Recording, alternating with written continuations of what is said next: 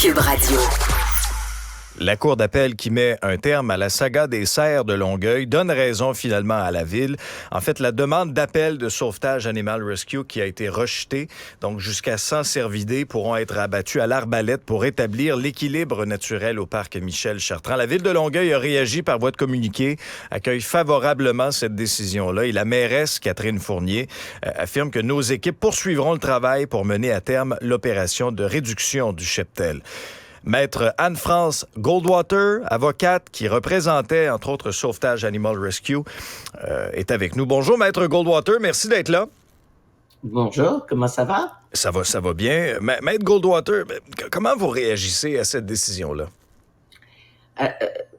C'est une déception, il est certain, mais on fait face souvent à ce problème où, quand il est question de parler de l'idée d'avancer le droit des animaux, il y a certains qui peuvent tourner une sourde oreille même à la conception de la chose.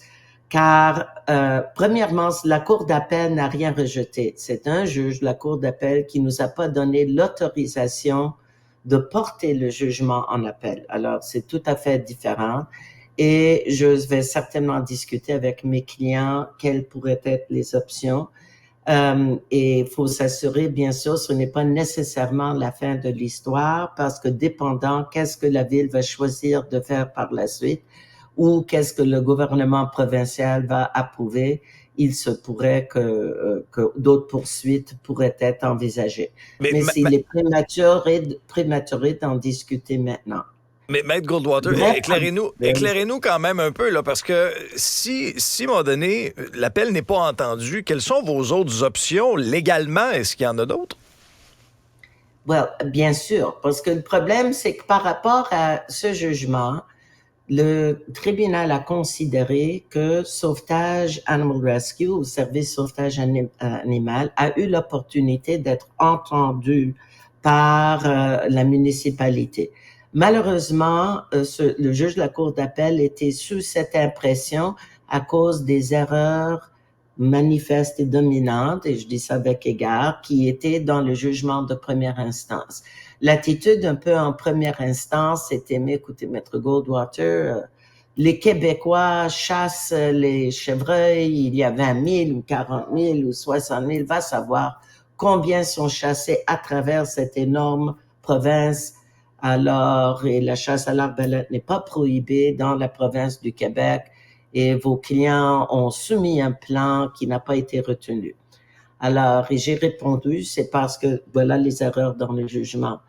Ce n'est pas parce que quelque chose est permis que ça devrait être le cas. Nous avons une nouvelle disposition de loi qui reconnaît que les animaux sont dotés de sensibilité ou qui sont sentients, pour emprunter le mot anglais, sentient, qui était approuvé par le dictionnaire Larousse. Alors, j'ai dit, il est temps que la Cour d'appel établisse le norme comportementale pour les gouvernements si maintenant, aujourd'hui, on reconnaît la sentience des animaux. Ça donne absolument rien de reconnaître que les animaux ne sont pas des simples objets et qui sont sentients si on a le droit de les mettre à mort n'importe comment, s'ils sont nuisances, s'ils nous déplaisent, et aussi de les mettre à mort de la façon la plus cruelle imaginable, c'est-à-dire la chasse à l'arbalète. Et ce que je trouverais important, et au point où on est rendu, pour qu'on se dise les vraies choses, je trouverais ça plus important, plus percutant, si les citoyens affligés par ce jugement, les citoyens de Longueuil, ne manifestent pas. Je dis pas pour faire une manifestation, je dis pour lever leur voix contre cette décision qui est d'une cruauté inouïe au milieu d'un district résidentiel, un parc résidentiel. Personne ne crève de faim. Personne n'a besoin de chasser l'animal pour vivre, car ça serait toute une autre situation. Et des animaux qui mangent de nos mains. Si vous avez jamais fréquenté le parc Michel-Chartrand, venez avec des pommes tranchées, sans les semences, et vous pourrez les offrir à ces chevreuils, ils vont vous approcher. Ils ont perdu la peur des êtres humains. Ça va être littéralement un abattoir. Mais Maître Goldwater, ce ne sont pas tous les citoyens de Longueuil qui partagent votre point de vue, là. Aux yeux de certains, puis aux yeux de plusieurs, il y a surpopulation. De un, ça rend pas service à ces bêtes-là. L'écosystème est en train de se transformer. Étant donné qu'il y a une surpopulation, à un moment donné, ben là, ça cause aussi des dommages. C'est pas tout le monde qui sont, de votre avis, Maître Goldwater, là, est-ce que vous, d'abord, de votre côté, est-ce que vous reconnaissez qu'il y a un déséquilibre, qu'il y en a trop, puis à un moment donné, qu'il y a personne qui ressort gagnant de ça? Au-delà de, je comprends votre argument au niveau de la cruauté animale, mais est-ce que c'est pas cruel aussi pour les animaux de se retrouver en trop grand nombre dans un parc? Oui, mais voilà il faut poser la question qui a créé le problème. C'est la municipalité elle-même, malheureusement, qui pendant certainement 20 ans ont pris le choix de nourrir les cerfs.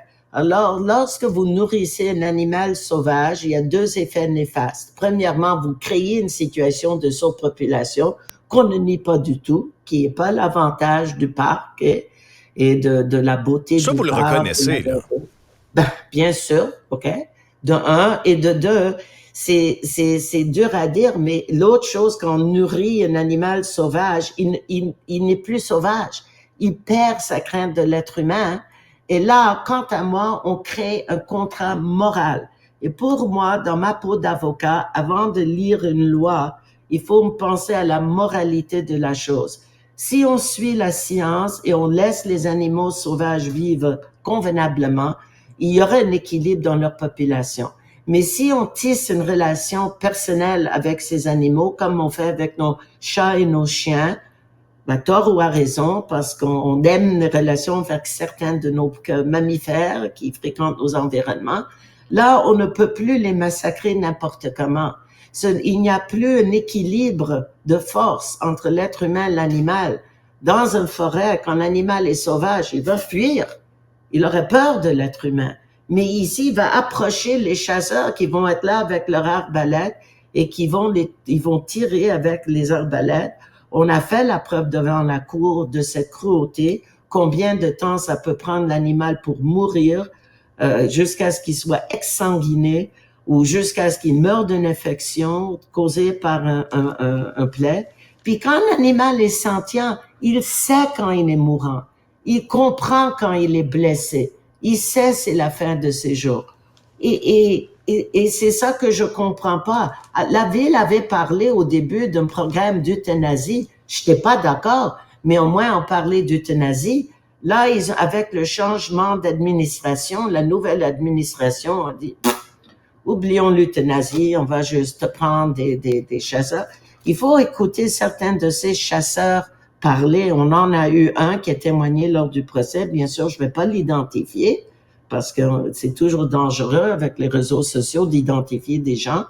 Mais à entendre parler ce jeune homme, ça faisait peur. Quelqu'un qui est prêt à tuer n'importe quel animal pour le sport. Et n'importe quel. Une phoque, c'est pas juste un cerf, n'est-ce pas? Et j'en revenais pas que ça pouvait toujours être considéré un sport. Mais néanmoins, c'est pas un sport qui devrait se pratiquer dans un quartier résidentiel. Il y a assez de Longueuillois qui sont pas d'accord et ça va mener à des catastrophes, quant à moi, de confrontation. Et pour ceux qui sont contre, je respecte entièrement le droit de ceux qui s'en fichent éperdument, pour qui c'est pas grave tuer un animal. Je l'entends dans la voix de certains, même quand je suis dans la salle d'audience à la cour. Je comprends ça, je le critique pas. Mais c'est pour ça que j'ai dit, nous, Service Sauvetage Animal, la citoyenne que je représente et même moi-même, nous mettons nos mains dans nos poches pour résoudre le problème. C'est très important de ne pas imposer notre amour des animaux sur le dos des autres contribuables qui n'ont pas à payer pour ce qui nous intéresse. Vous estimez les frais à combien jusqu'à maintenant, Maître Goldwater? Moi, personnellement, de cette bataille-là? Sérieusement, j'ai dépassé le 300 000 $ moi-même, que personne ne va jamais me payer, parce que j'adore ces animaux, mais malheureusement... Pour les cerfs, là, de Longueuil, 300 000, on est rendu là? On est rendu là, yeah. OK. Personne ne va me payer. Même mon mari m'a dit, t'as pas déjà fait assez en France Moi qui pleurais hier soir. Écoutez, je fais qu'est-ce que je peux. Je vais continuer à faire ce que je peux. Il est vrai, je peux pas tout supporter sur mon dos. Mais le message que je tiens quand même à transmettre, notamment à vous, Alexandre, c'est l'importance dans ces projets-là de ne pas en créer une confrontation entre les citoyens qui sont intéressés et ceux qui sont pas intéressés. Je Ça, comprends. ça a toujours été pour moi le point d'honneur que nous assumerons tous les frais, pas la ville. Au contraire, pensez combien la ville a dépensé pour contester notre plan de sauver leurs animaux. Je leur ai déjà dit, pourquoi jeter cet argent à la poubelle, payer autant d'avocats? La salle d'audience était toujours pleine avec d'avocats. Je disais à la cour, au juge, je disais, tout cet argent investi en nous aurait pu avoir été investi à sauver ces animaux-là. Quelle tristesse. Alors, on comprend que vous allez poursuivre le combat. Vous reviendrez nous parler de la prochaine phase, Maître Goldwater, dans un prochain épisode. Certain, L'invitation est lancée. certain. Merci. Merci.